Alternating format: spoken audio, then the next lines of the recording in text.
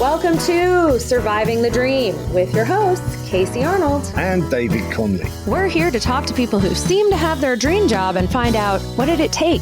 Is it what they imagined? Is it worth it? How do they do it? Join us as we uncover the secrets of surviving the dream. Dave, hello. Hello. How are you? I'm good. I'm surviving. The sun is back out. Life is good. Yeah, well, that won't last long, will it? You know. There you are with your optimism. Yeah, I'm excited about today's guest because he knows about an area of expertise that I feel like I personally am really lacking in, and I'm hoping we get some good insight today. I'm assuming other people listening could use some insight also. I'm intrigued. What is this? He is a wealth manager. Which, you got to have some wealth before you can even manage it. So. Oh, God. Well, yeah, we're not worthy. I don't have any wealth. No, we have a lot to learn. Okay. Let's welcome Brendan Moore. Hi, Brendan. Hey, how you doing? Brendan. Good. Brendan, you're a wealth manager. Does that mean you have to have a lot of money before we even get to talk to you, unless we're on a podcast? Well, it's technically there should be something to work with. Really? But there's a lot of times where it's people just need help with how the hell do I do this or that, and I'm doing a lot of those calls as well. So happy to help with anyone, no matter what situation you're in. But typically you want to have something to work with before you gave me a call. How do you come to that dream? Were you the kid who just was like killing it at Monopoly and you're like, this is all mine, I got this? It's so funny because my route is so different than most. There's some people that like go to college, they're like, oh, I'm going to be, an investment banker, a wealth manager, whatever they want to do. And they just, finance forward. I was actually, a business minor, but I was a political science major. So I went to law school for a first year, moved to LA from Tucson, and it was more of my dad's dream because at the time I was like, I don't really know what the hell I want to do. And, so I just went with it. I took my LSATs, went there, I did pretty well in law school, but it was just like, just the legal side of things is just a whole different world. And it just was not, I was like, all right, this is just not my thing, not my jam. And so actually I spent from there, I thought at the time, and again, this was almost 20 years ago now, that I wanted to be an agent. So I was in LA, went into the entertainment. An acting agent? Yeah. So I went into the entertainment world, worked at multiple management companies, agencies, eventually on my way to CAA, where I worked at Motion Picture Talent Department. And, just was like grinding away at that. So, everything I've done, it was like, grind. Do I love it? Pivot? No. Okay. On to the next thing. What happened? Did you find out you had a soul or something? And you had to. Yeah. I think I was like, no, I think I have more of a soul than most. No, I have tons of friends that are agents and managers, and that's actually the world I work in primarily is in the entertainment and sports side, but just because of those connections, but it just was, again, it just wasn't for me. And so, I think something I've learned over the years was just, if you realize something's just not going to work, how do you pivot from there, and how do you pivot quickly? I read a lot of books now, so we can kind of go into that at some point. But one of them talked about failing forward fast. So you can call it failure, whatever you want to call it. At the time it felt like failure because I'm like, shit, I'm going to give up on this dream of mine and go do something else again. But how am I going to do it? And how am I going to do it fast? And just keep moving forward. And so after 6 years in the entertainment world, I was like, all right, I need to get out. This is not going to be my career that I thought it was, after really getting to the top and seeing the ins and outs of the career itself. And so then I was like, all right, I'm going to pivot into finance. And I think also I kind of saw an opportunity there as well, where I was like, people just needed help, and especially in the creative side, there was a lot of people that made good money, but they just didn't. They were constantly having issues with finance stuff. How do you do this? How do you do that? And there really isn't. It's a small world when it's all said and done. So I saw an opportunity where I was like, okay, wealth management, a little bit of my own as well. I was like, seeing all these people making money and the people that did have people to work with. I was interested in how they do those things. Like, what should you do with money? From my own side of it. So it was a learning way where I could learn myself. I could also help people in a world that I really liked, but I just didn't want to work in necessarily like, reading scripts every day and dealing with kind of actors day to day nonsense, I'll say. So, people like sometimes us. That's what you yeah. didn't want to deal with anymore. People like Casey I and mean, myself. you're an Right. actor. I'm a writer. I'm Wow. much more easygoing, Dave. I'm a writer as there were some well. good ones. Trust me, they weren't all horrible, but Yeah. there's definitely some horror stories. We're for we're sure. a needy bunch. We know. Yeah, but so anyway, pivoted to wealth management, and then I did, kind of never looked back. And I think, once I got into it, I realized, there's a lot of everything's a grind, no matter what you do. But it's just something that it was always keeping me learning. I mean, there's just so much going on in the world. And the way I work, it just keeps my brain moving all the time. I mean, learning whether it's politics, what's going on in that world, or whether it's what's going on in the newest technologies or whatever it might be. There's just so much to learn and so much to constantly keep up with. And I just found so much, it's just so interesting to me. And so, I just think that curiosity and the way that I could keep learning and learning and learning, on top of building a business and doing something that I could really see a good career path in, ended up being really rewarding. And that's why I ended up sticking through it. And, it's a never ending grind. Don't get me wrong. It's not like someday you just stop and you're like, hey, I made it. I don't have to work again. But I think once you do find that thing that you click with, it just makes life a lot easier and better, because you're like, I really do like what I'm doing now. And I got to stay in a world. I got to pick my clients. It's kind of, I have lots of clients all over the board, but I do get to stick in that world that I was very interested in. I just didn't like the side of it I was in necessarily. And how it's interesting that you've been able to pivot so many times but stay close to it. Like, what is it that lets you know, like, oh, it's time to pivot. I've maxed out in this area. And how do you know, like, where you want to pivot to next from there? Oh, I mean, that's a good question. I'm not sure if there's like just a correct answer. I just think at times it's just kind of like you weigh all your options. And I was just, whether it was, hey, at some point I want to maybe raise a family. Maybe I want to, I was just like I was kind of visualizing what my end goal was, because I'm a very long-term thinker. So, I think a lot of people these days, unfortunately, they think too short-term. They're thinking about, the now, and that's okay. And I think you should. More people should live in the now, than most do. But they also don't think long-term enough when it comes to certain career things and things that you're going to do for the rest of your life. So I think I was painting this picture, the law school thing, that was quick. I mean, I was like, this is definitely not, I was like, I'm not going to be a lawyer, so just get out. But I think for, in the entertainment side of it, it was just, the longer I was in it, I was just seeing things that I was like, is this really aligned with what I want to do? And, once I had enough, things where I was like, okay, this is just really not conducive of what I want for long-term, me, that's when I was like, all right, I need to start focusing on pivoting. And again, once it's not like it just happened overnight. I mean, it was definitely like the latter years, I was starting to see things where I was starting to really picture, all right, I need to figure it out. But then once I did decide to do it, it's like, you got to do it quickly and do it, as efficiently as you can. What did 16-year-old Brendan want to do? 16-year-old Brendan, geez, I was just chasing girls, man. Feels like having a lot of money still helps you chase girls. That feels like 16-year-old Brendan would be on board. I was just having a good time in high school. So I think high school, and Tucson, Arizona, you'd be surprised. We had a good little group of friends, and it was it's just you didn't know. I think and that's for me. And again, some people are just they know earlier than others. I just was not that person. Did you know that? Sorry. Yeah, I was just gonna say, but when when I look back, so there's like a pros and cons to everything, right? So it's, for me, the pro would be that I made all these great connections over the years. I got to see different careers. So I got to kind of like do something that a lot of people don't get to do if you just, start in one thing and never leave. So. For sure. But was it on your radar in high school, say, that like a wealth manager was even a career path? No, to be honest, it wasn't. I mean, I was like, maybe I was just thinking business, which again is so broad.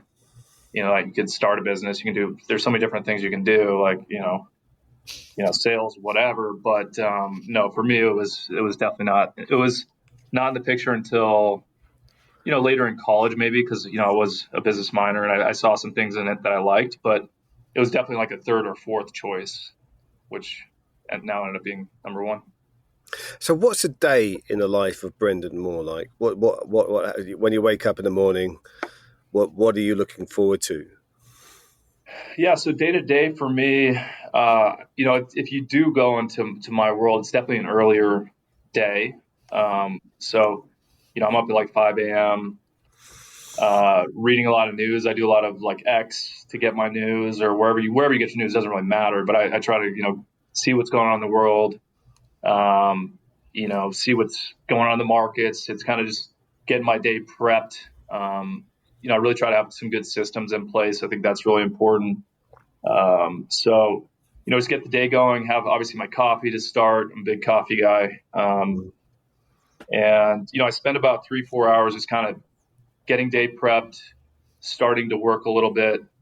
And then eventually I try to find some time where I can go either read, because I think one thing I found, and this is kind of my systems I have in place, is over time you can I'd rather work 2-3 hours hard than 10 hours of mediocre work. And so I'll do like 2-3 hours in the morning and be on point, and then maybe I want to take a break and I'll read a little bit, or I take a break and I'll get a gym session in real quick if I can do so.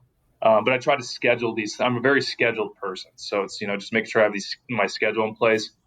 But after that, it's work all the way. The markets usually close around 1:00 in the Pacific Standard Time, but depending on where you're at, New York, it's later. And then once the markets close, it's kind of closing up the day and prepping for the next one. It's a business when it's all said and done. So there's two variables to it. It's you have to manage clients, keep up with what's going on in the world, and then you have to get new clients. So you're always constantly, trying to network, keep your network tight, making sure you're trying to find new clients where you can.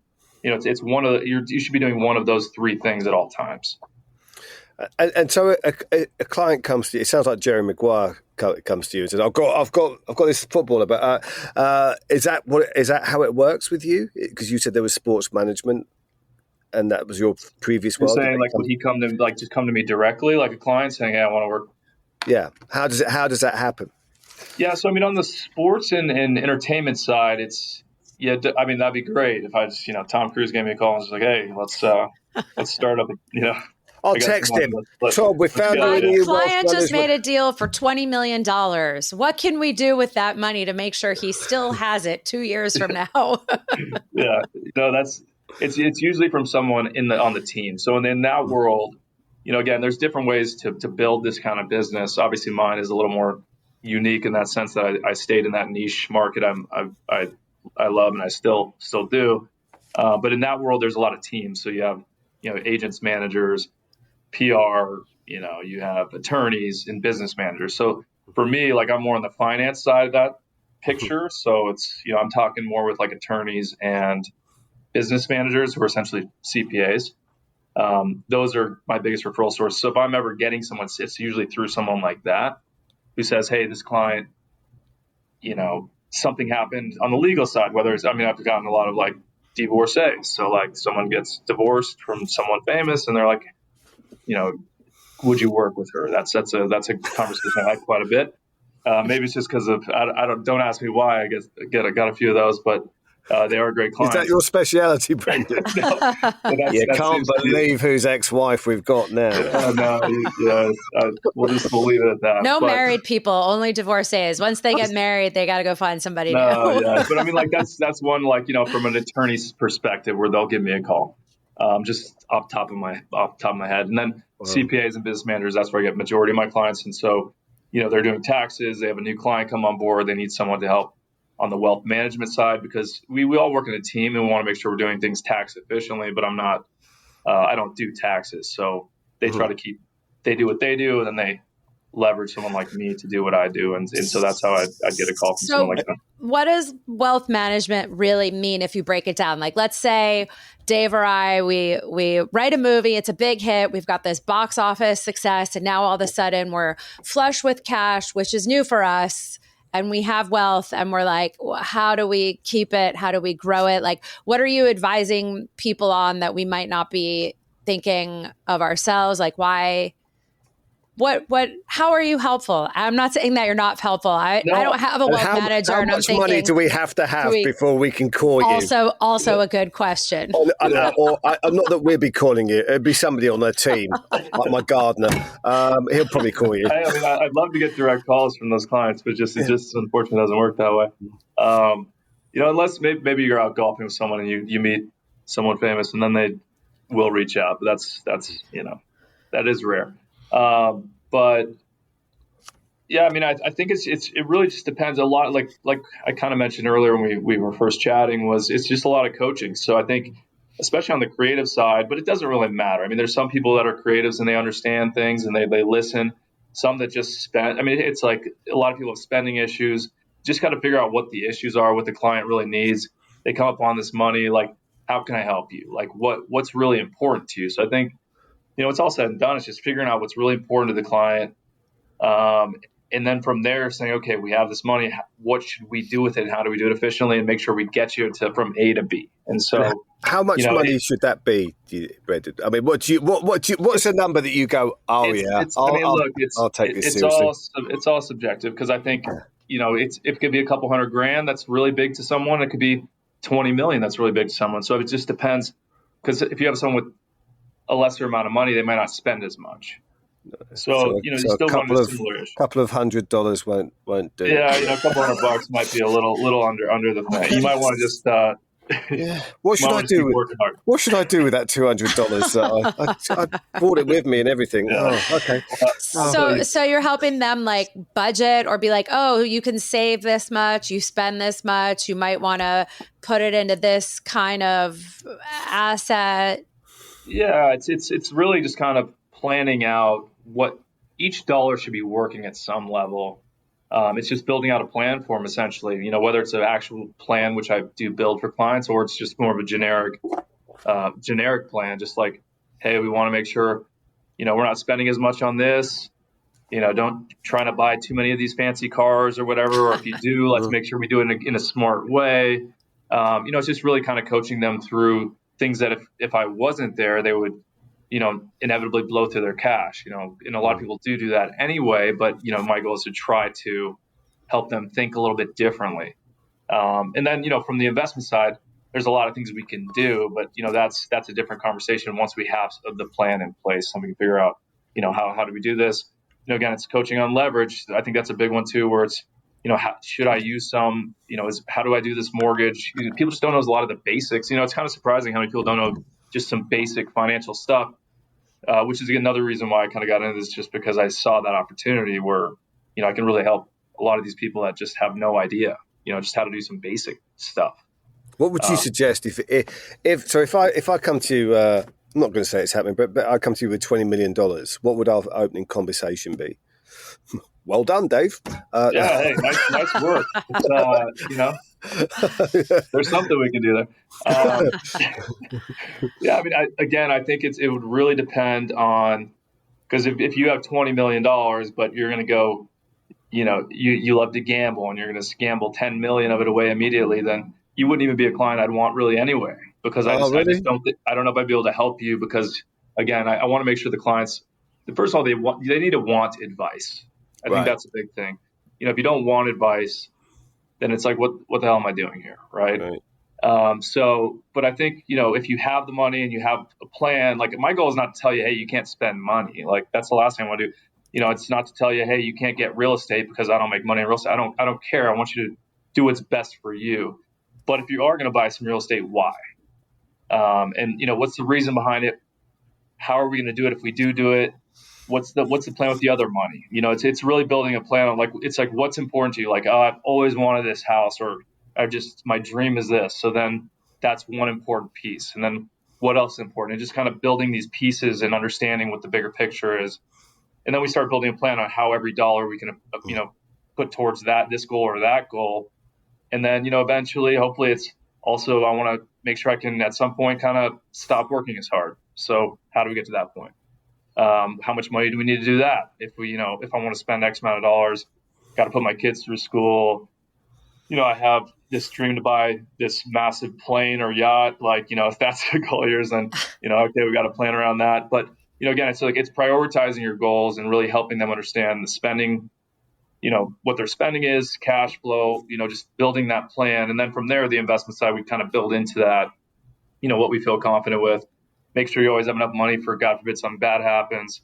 Insurance is in place. So, all the fun stuff. I mean, people love talking about insurance, and their demise, which is not always fun, but it's important. So, especially if you have kids and need that. So, there's there are a lot of important conversations. It's just a matter of getting people to listen and understand why. And I think, that's the hardest part. And when you said you were reading around, you have to read about politics, is that because it's affecting the money market so much that you have to go, I've got to keep up with what's being said today? Yeah, I think to some degree. I think, so the other biggest thing about why I think my job is important, because I work with a lot of people that are very, very smart. I mean, I have some clients that are not in entertainment, but they're CPAs. And most people be like, well, they're CPA, they should know what they're doing. But a lot of people get in their own way. They think they're so smart, but they're also very emotional. So for me, it's politics, which I don't talk about at all with clients. And I still, I try to keep a very moderate stance on everything, because I just want to look at both sides. How might it affect the market? Sure. What's maybe there's some it's more about like an opportunity type thing. There's these political decisions are being made. So where are the opportunities in that? But again, for me, it's always everything I'm learning. It's taking all the info and then trying to just make the most rational decision based off of that and take all emotion out. And so I think that's where a lot of my money is made, is just taking emotion out of things that people get are naturally very emotional to money, right?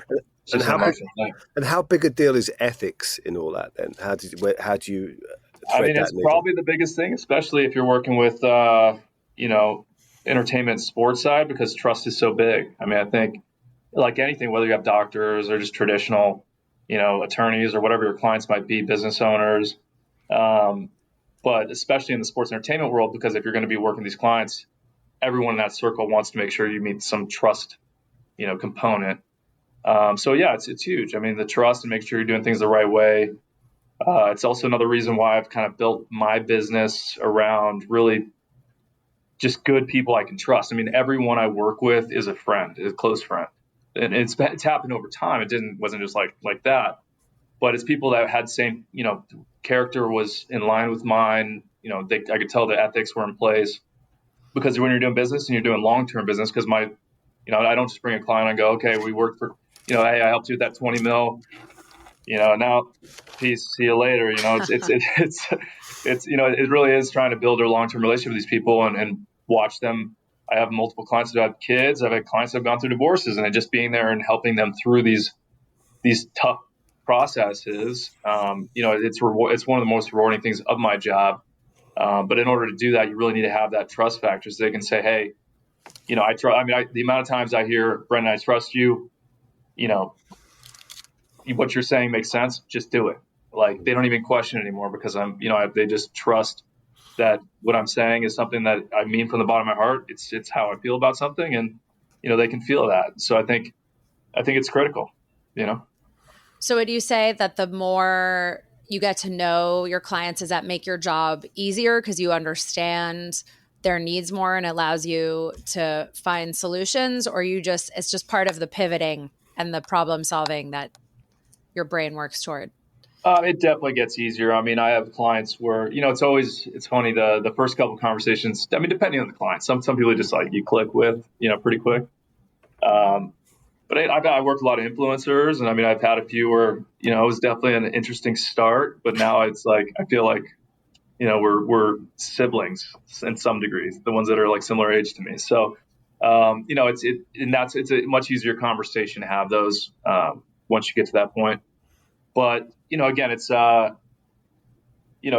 rewarding. It's a long play. So, you never know how the relationship's going to develop over time, but I think I've had maybe 2 or 3 clients like really leave that I didn't even really want in the first place, and they were never engaged. And like I said, they didn't really want advice in the first place, so I probably shouldn't have brought them on. But sometimes in my business, you just need to build. So you maybe bring on people that you shouldn't have in the first place. But most of my clients have stuck with me, since I started, and so that's the goal. Is to really How keep often that. do you usually talk to your clients? I'm a little different probably than most. I mean, some advisors, so there's different ways to build this business. So, if you really go into it and you want to build a practice, but some advisors just like grab and grab and grab, and they're building as fast as they can, which you kind of need to do at some level. But I've kind of done a little bit more of a fundamental ground level up approach. I worked with these CPAs and trying to get really good referrals as clients. So it makes things a little easier to build it that way.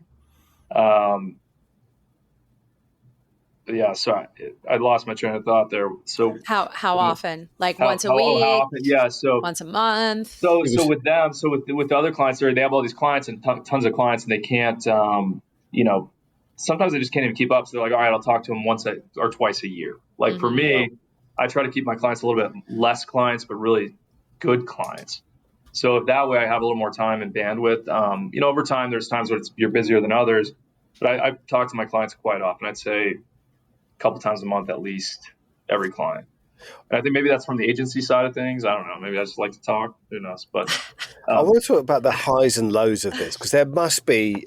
Are there highs and lows, or are you on a steady path all the time? There's got to be. Oh no, it's very high and low job. So if you can't handle stress well, you might want to think very closely about starting something like this. But because it's building a business. It doesn't happen overnight. You have your money you're making, if you're managing it, is based on market characteristics. So the market's down, you're going to be making a little less. So that can affect your psyche if you're, the world's kind of going a little crazy, markets are down, and your income's down a little bit because of that. But it also helps the clients. Like if you're with me, where I do mostly advisory, where if I manage something at 1%, if their money goes up, I'm doing better. If it goes down, I'm doing worse. So it's kind of we're on the same side of the coin. But it's just it's more just the business side. I think it's just because you have to balance so many different things. So you have to balance like what's going on in the world. You have to balance the portfolios of the clients you have, and then you have to be constantly trying to build and find things. Like I was in New York all last week trying to do some connections. I'm constantly in LA or Scottsdale. I'm constantly like just around people that I know are going to eventually give me business, but you have to keep that thing going. So there's times where you just have this period where you're like, man, I haven't had a new client in a little while, and it's kind of starts stressing you out. So there's always one side of the business that's going to stress you out at some level. So you got to, it's just like, how do you manage through that? But I think, one thing I've learned over the years is it's just managing that is through, some good processes in place, just making sure, I keep my mindset straight, things that some people just can't do, or, I try to like stay healthy and keep, just meditate a little bit. I do yoga, like things like that. I mean, whatever it might be, to each their own. But for me, that's helped me, keep my head on straight, especially when things get tough, because inevitably they do at some level, and then we're not even talking about personal life stuff, which I'm not going to go on that route. Trust me, it happens. Do you ever like make a plan for your clients so that you're like, oh, I should do that for myself? Or you make some new plan for yourself that you're like, oh, I just got a client who has a similar thing. Maybe they would like a similar thing. Or is everything tailored specifically to the person? It's tailored to the person, but that, inevitably there's things that apply to multiple clients potentially. But, in general, it's pretty tailored, or at least the way I do it. And some people are a little more cookie cutter, but I just don't think if you have a really strong relationship and, unique clients with a lot going on, it's, I think it's always going to be a little more tailored to them. And I think they feel that. Yeah. What if you've got the client, you might have already answered this by saying it's some clients you shouldn't have taken, who's got the 20 million, he says, I'm taking 10 million to Vegas this weekend. What do you do? He already said he doesn't want that client. I mean, That's what I'm yeah, asking. But I'm asking is it what you know? I mean, I would try to obviously coach them down. I mean, because Maybe I just take apply. $1 million. Yeah, exactly. It's like it's hey, is that really the number you need? I mean, I think it would be more of a conversation of well, I mean, I guess what's like why 10? Let's kind of just start there. Like, you know, could you do like $5,000 or $10,000 or I don't know, half a mil, fine, but not why 10? Right. It's just and then it's kind of like, well, so what's your goals, and kind of reminding them of things that were important to them and what could happen if that doesn't happen. I mean, I do, in a smaller scale, I get that with clients and some of like the crypto stuff going on where they're want to throw money at it. The way I look at it, I always just say, look, if it's money you're willing to lose, then go for it. Because that's all I'll say with certain things, whether it's Vegas or crypto or whatever it might be. Not saying there's no opportunity in crypto, but again, I just like, if you don't understand something and it's very it's still very unknown, I think you got to expect that you could lose it all. And so I would just lay it out like that. Like, are you willing to lose 10 mil? Like, and if you are, then I guess you can go for it. But that's a pretty big number to take to Vegas. But that's interesting. You brought up crypto, and you brought it up when we're talking about Vegas. You're talking about crypto, because I must admit I don't understand crypto, and I'm trying to, and I don't have the nerve to go there. Is it like Vegas? I mean, in some ways, there's just so much stuff out there. I mean, it's like that's a whole nother animal that I'm trying to keep up with. I'm not even really allowed to. I'm definitely not allowed to advise on it, but really talk about it too much. But it's just the technology around the idea of it's great. It's just there's just you have these meme coins, you have all these people just making a lot of it is crap, and I'm sure that in between that crap, there's some stuff that's really really relevant and be influential for us for many many years ahead. But it's like, what does that end up? What's that end up looking like? I don't know. I just can't. And that's the thing. Like, if you're going to invest in something, you have to really be able to see that picture. And if I can't see it yet, then it's hard for me to advise on it, just in general. But yeah, I mean, at this point, a lot of it is just, in my opinion, just kind of a big casino. And then, over time, we'll start to see some of that stuff iron itself out. And that's when I'll start, really start honing in on it even more.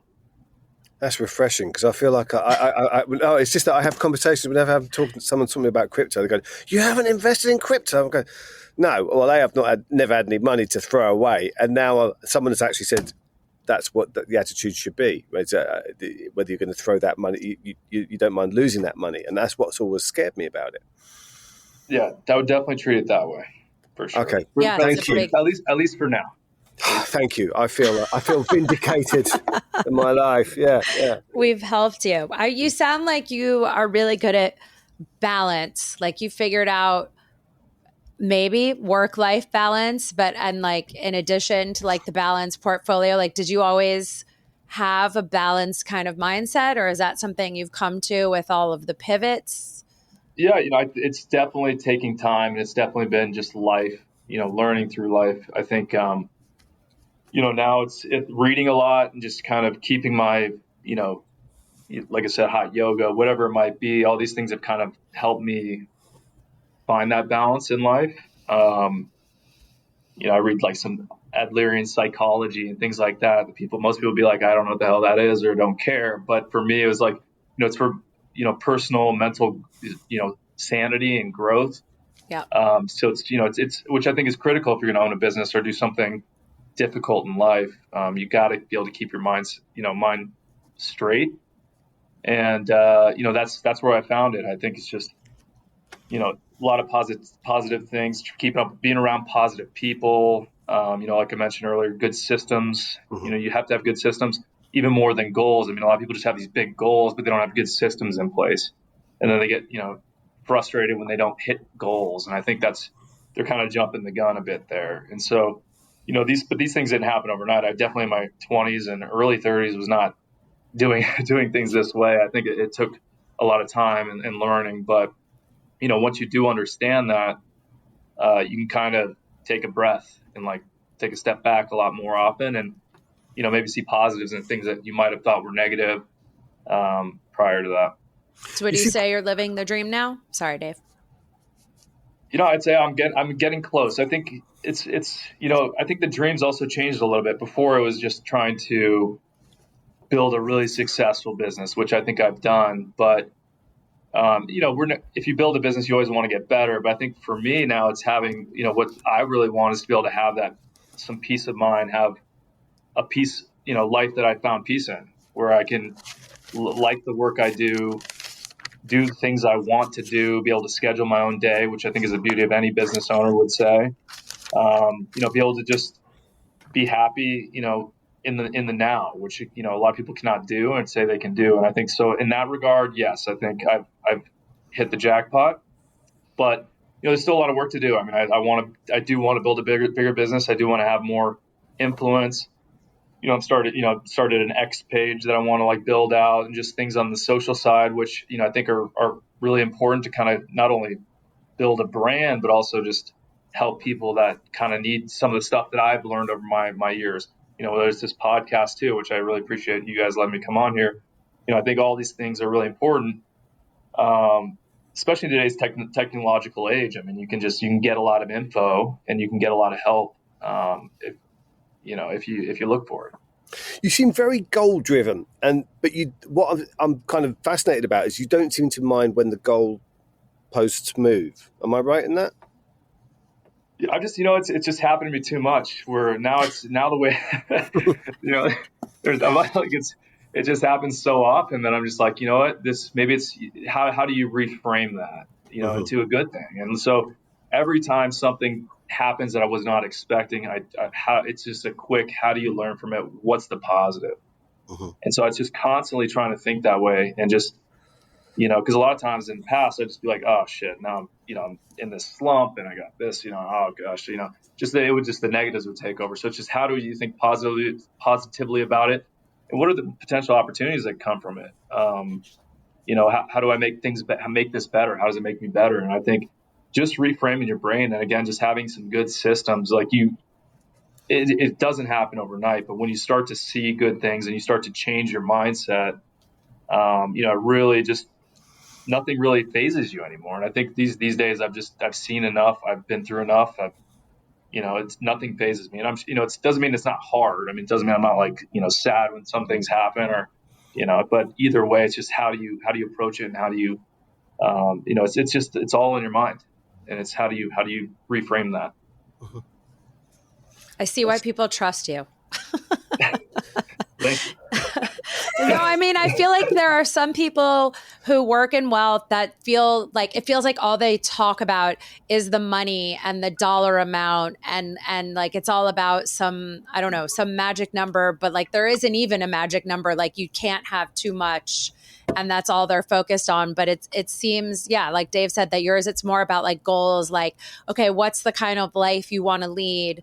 What do you need in place to make that happen, and your contribution to help that, do you have to work? Do you have to move? Do you need to not take half your money to Vegas? Do you need, it seems it's a good mix.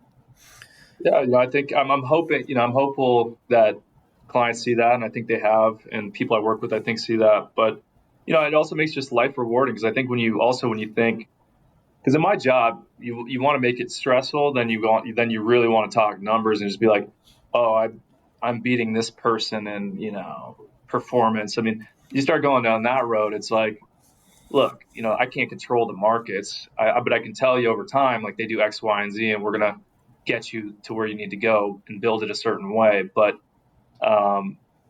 if you focus too much on that, then you're just asking for trouble. And I think, you just have to expect the unexpected in the markets. And again, I've seen it happen all before, whether it's a COVID type situation or it's, an 08, those things happen. But like, how do you take advantage of that? Because I mean, those opportunities also led to, a lot of really good opportunities, or those, I say opportunities, but that's why I look at it, frame it as an opportunity, even though most people be like, oh, it was a horrible time, which it was. But, again, it's like, but had you thought of it in a different way and been like, okay, well, the markets are bad, but, let's look at what we can, it's like always to give a good example, because everyone knows real estate. So it's like, you buy your dream home is on sale and, half off. Would you buy it if you had the money? And most people say, yeah, sure. And so, it's the same thing with stocks or equities. You're looking at great companies that are just down because there's fear and all this stuff happening. So, we're looking in an opportunistic way. And when you look out further, 5-10 years, you're going to be in a really good spot. And so,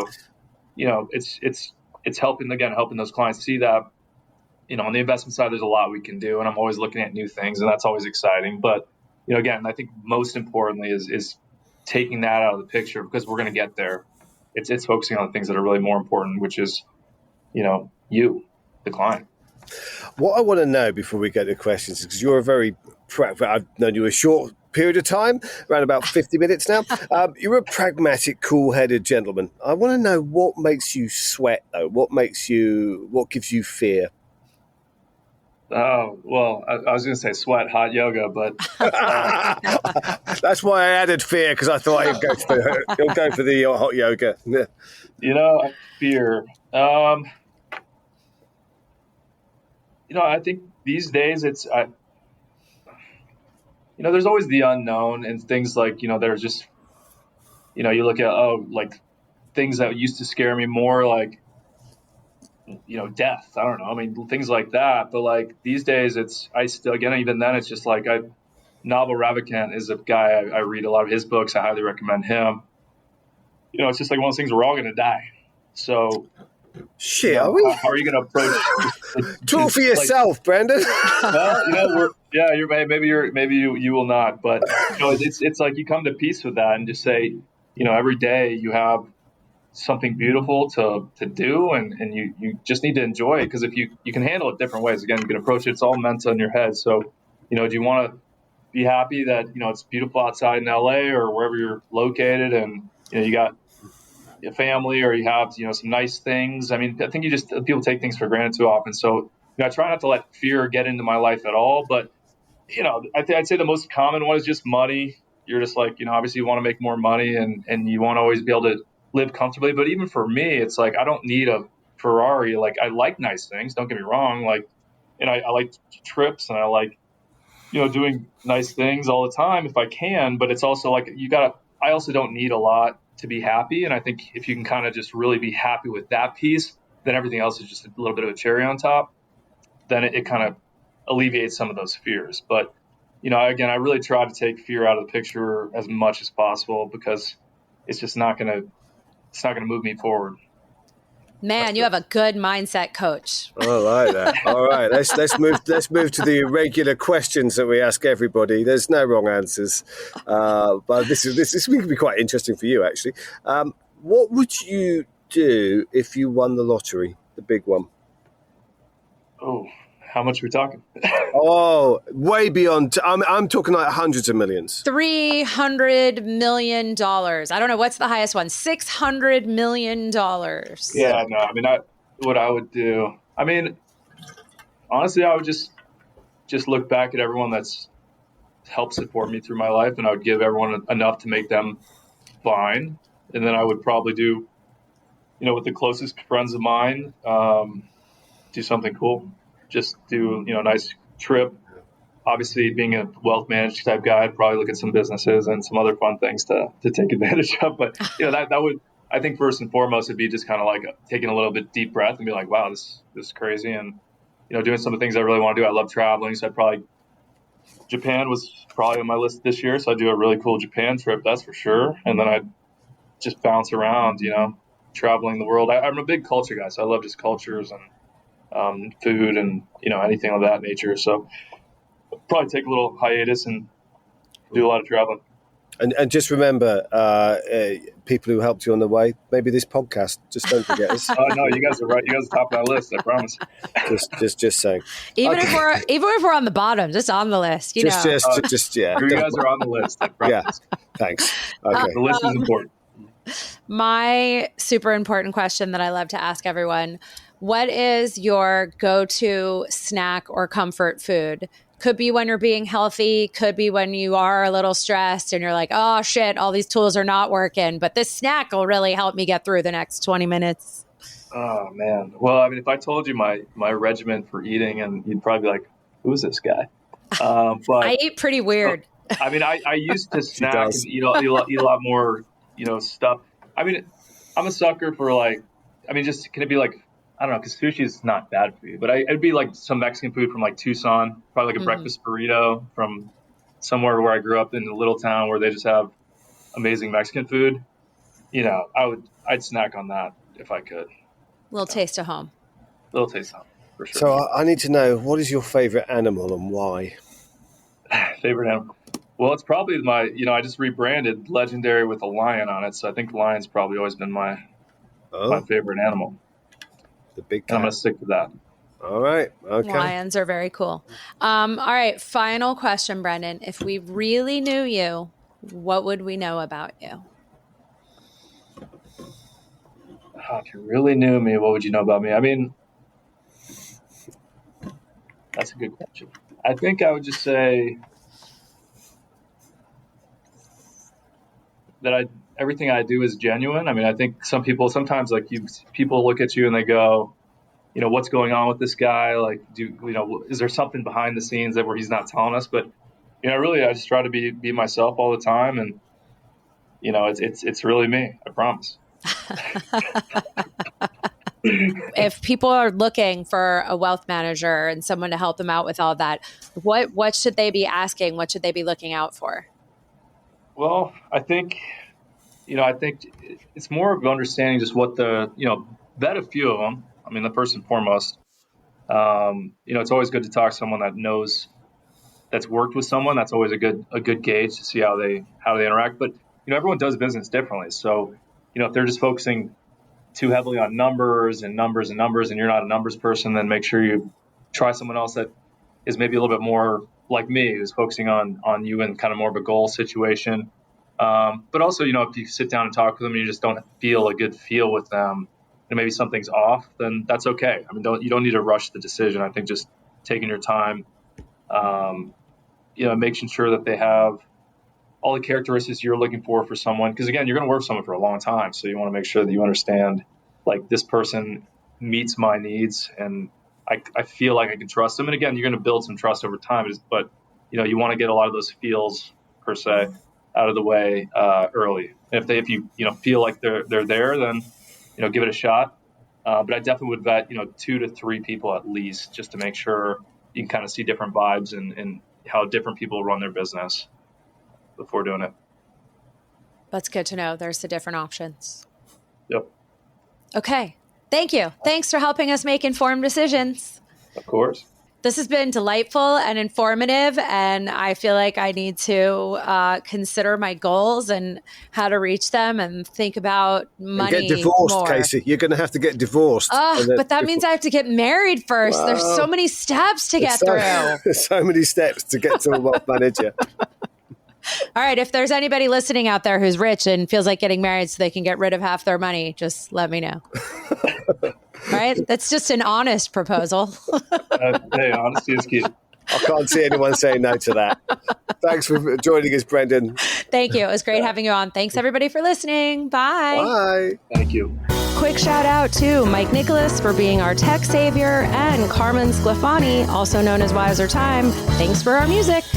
And thank you all for listening.